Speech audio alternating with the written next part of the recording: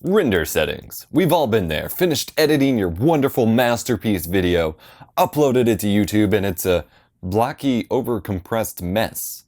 Or perhaps you spent a long time looking at tutorials, learning your editing software, edited your video, and then you go to export it and realize you have no clue what else to set.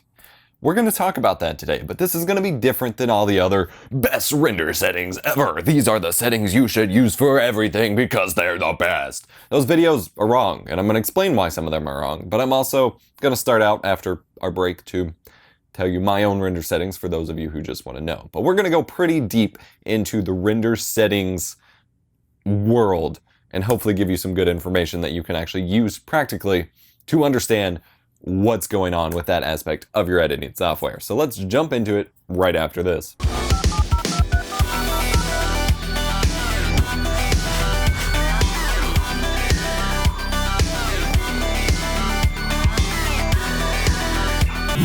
This video is actually brought to you by TubeBuddy. TubeBuddy is a browser extension which loops into your YouTube account and gives you a ton of features. It allows you to schedule videos from unlisted, which is super important if you're giving early access to like Patreon subscribers or something like that. It allows you to bulk edit videos all at once, which is freaking amazing and has saved my bacon more times than I can count. Speaking of saving my bacon, it also lets you back up the metadata for your videos, the tags, descriptions, titles, which is super useful if you're moving them to another platform, or if something happens to that copy of the video, or like in my instance, when a third-party website just decides to wipe all my metadata and I am left without it. It is a fantastic tool with a ton of features, and a lot of them are available for free. So tubebuddy.com/EposVox or eposvox.com/tubebuddy. Either way, I have an affiliate link. Check it out in the description down below, and let's jump into the video. So I've got some notes here, and we're gonna, like I said, I've got a basic outline of the topics I want to cover, and we're gonna go pretty deep into what you should be doing with your render settings. But first and foremost, for those of you who are just here to get some settings and just copy and paste and that's it, here are what I use. But keep in mind that I export to a plethora of different formats for different websites. I do 4K videos, I do 4K 60 FPS videos, I've done a couple 8K videos, which those settings aren't here, but that's not the point.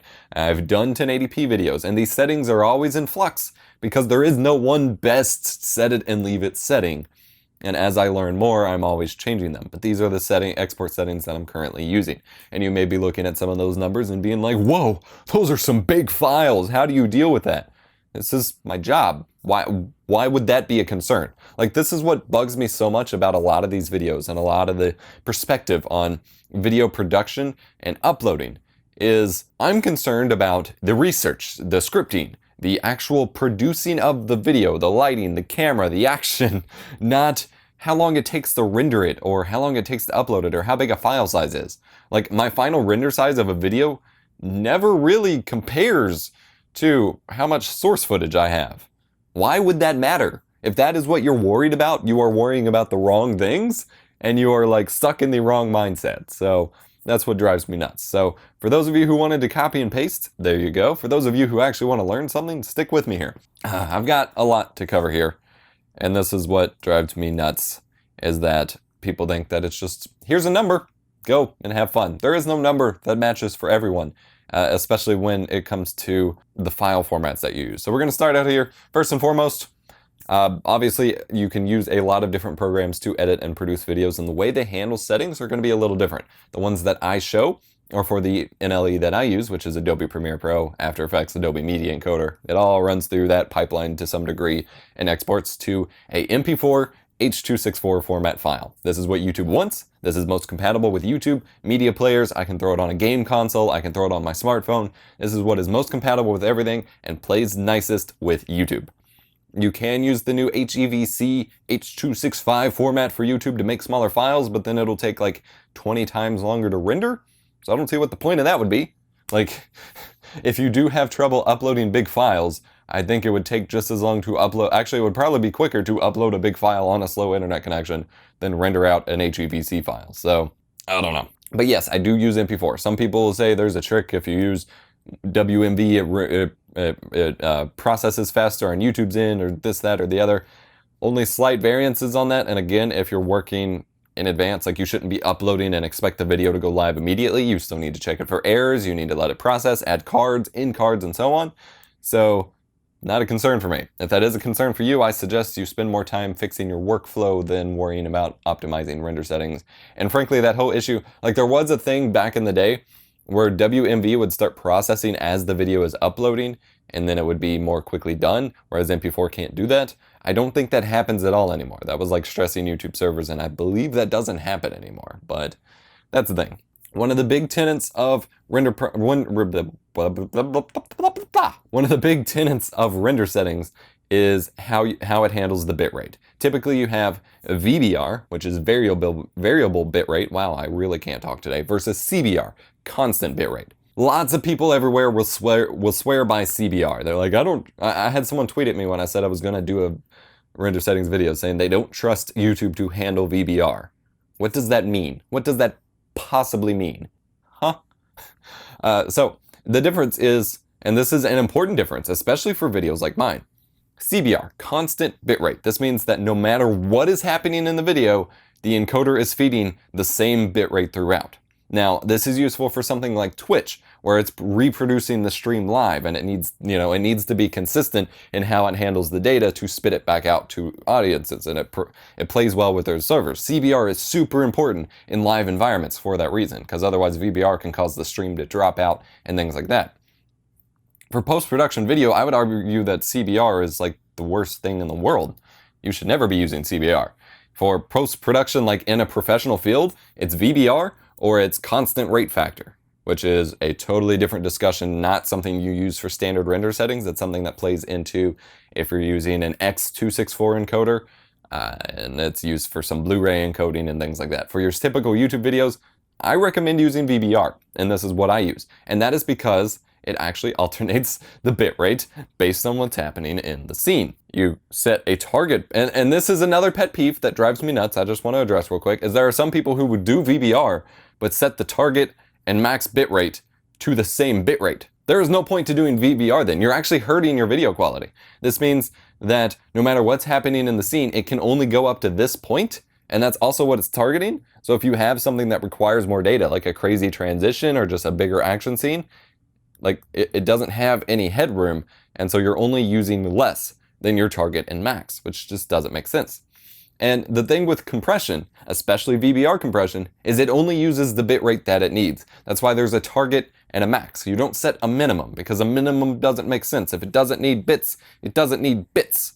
And so, like, people who see my bitrate numbers and think, whoa, you must have ginormous files. I usually don't, because my videos don't require it. For example, I make 4K 60 FPS desktop tutorials.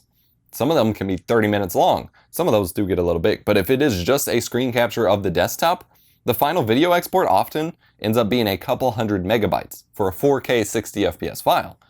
And that is because it is a desktop recording. And the desktop is just a bunch of still images and rarely does anything like move. Like most of the bitrate goes in when I do like little zoom ins with the motion blur. Since it has the motion blur, it's no longer still. It's like it needs more data. For the most part, it is a still image and you're just looking at the little cursor moving around. So my files end up being a lot smaller than you might think. Now, I did have a recent games pickups video I exported, which was 30 minutes long at 4K.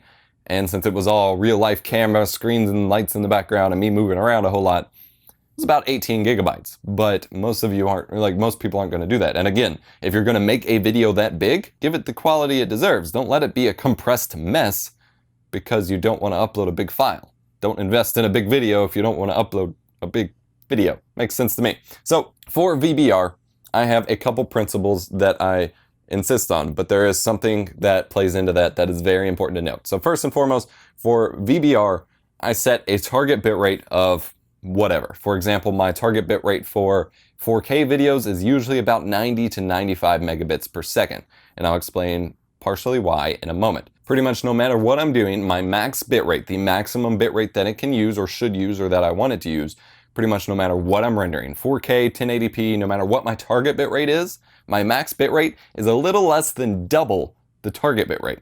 This gives it a ton of headroom. This means that, if it's rolling around, like for example, at 4K at about 90 megabits per second for normal stuff, but then I have something crazy happen on screen, which again, could be anything, could be a lot of extra movement. For example, right now, all you're seeing is my talking head. Not a whole lot's happening back here, but if I start waving my hands around, suddenly the whole screen is moving.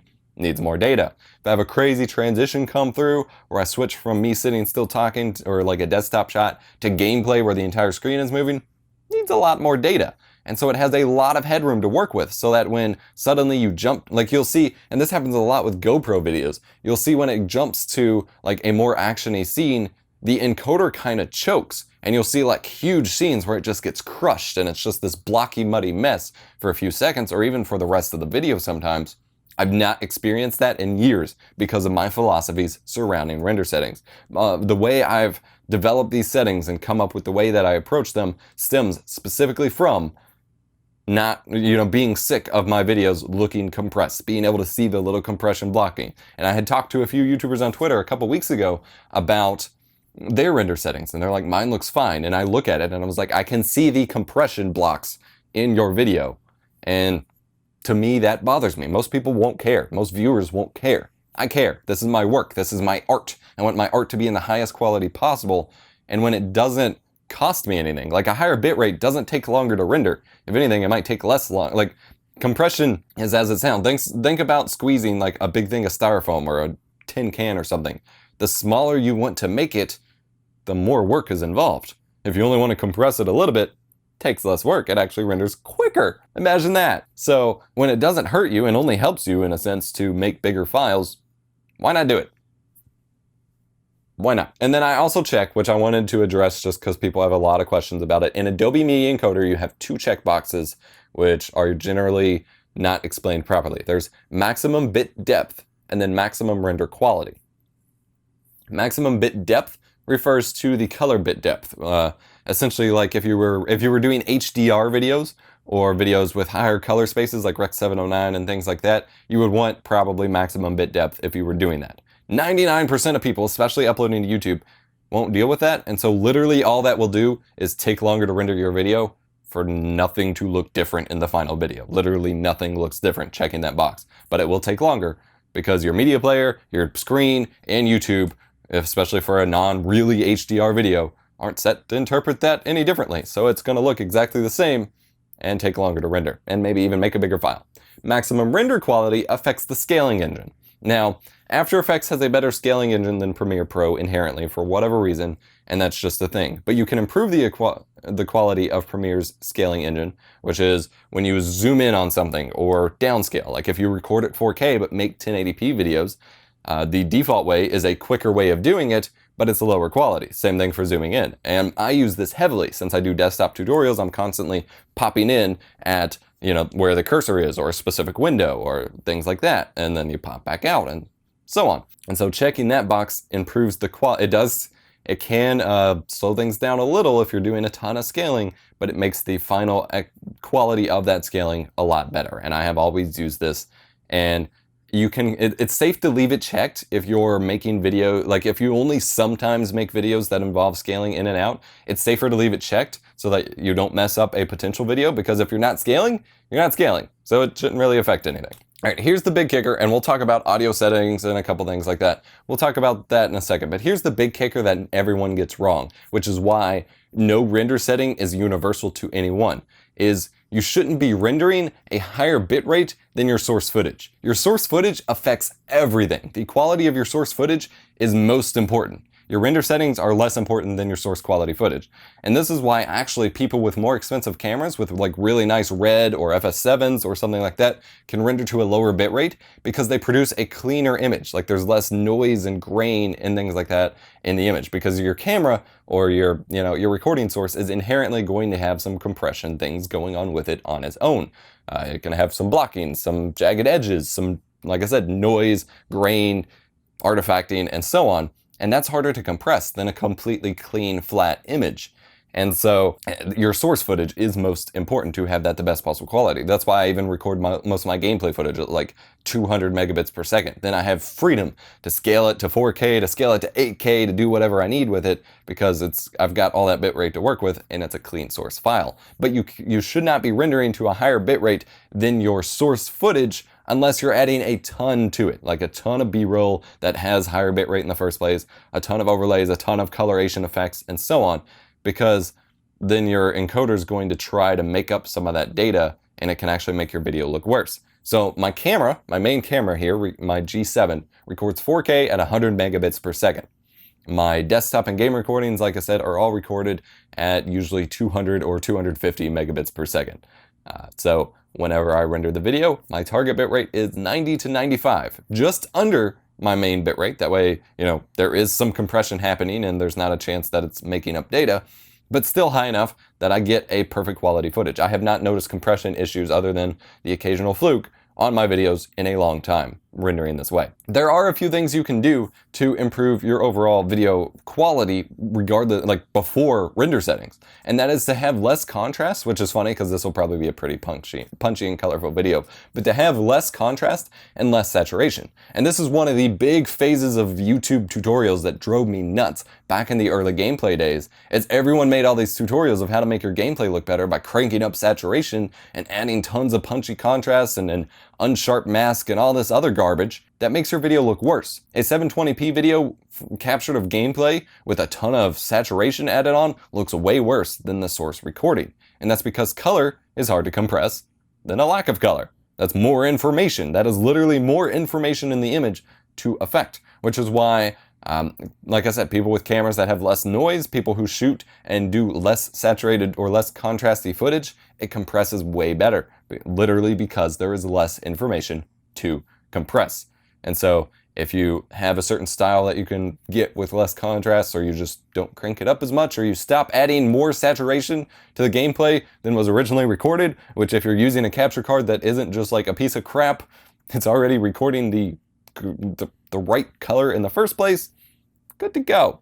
And actually most of those people, they were using Sony Vegas that were adding saturation. It was because they had their color settings wrong in Vegas in the first place. And so they were just adding color that was already there and just garbaging up their footage. Oh, ridiculous. And use less overlays. Watermarks, lower thirds that stay on for a long time, extra graphical bits on your video. That causes problem for the encoder because it has to encode the clean copy of the image, but then you'll often notice on people who don't have good render settings or who overdo this is the actual video portion around your little lower third will be super blocky and ugly because it can't like render the two together very well. And less overlays equals better quality footage.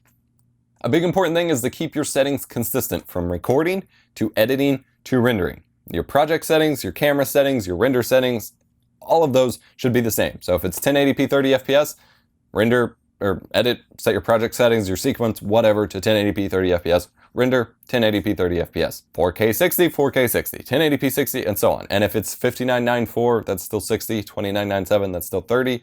But most software give you the option to choose. So if your source footage says one or the other, I generally consider it a better idea to just choose one or the other. And that's the whole disable resample issue that everyone had in Sony Vegas, or Vegas Pro, it's not owned by Sony anymore, was what resample is it's a frame blending to adapt a different frame rate to your project's frame rate. So if you were editing in the correct frame rates in the first place, you don't need to disable resample because resample isn't there. Like so many like common things where people don't learn like the proper video editing things. They just want to copy what other people are doing. And this is, I want to like snuff out so much of this. A couple other myths, again, there's no best settings, don't render higher quality than your source. And then there's this whole thing going around that rendering 60 FPS is twice as slow as rendering 30 FPS. Sort of, but not really.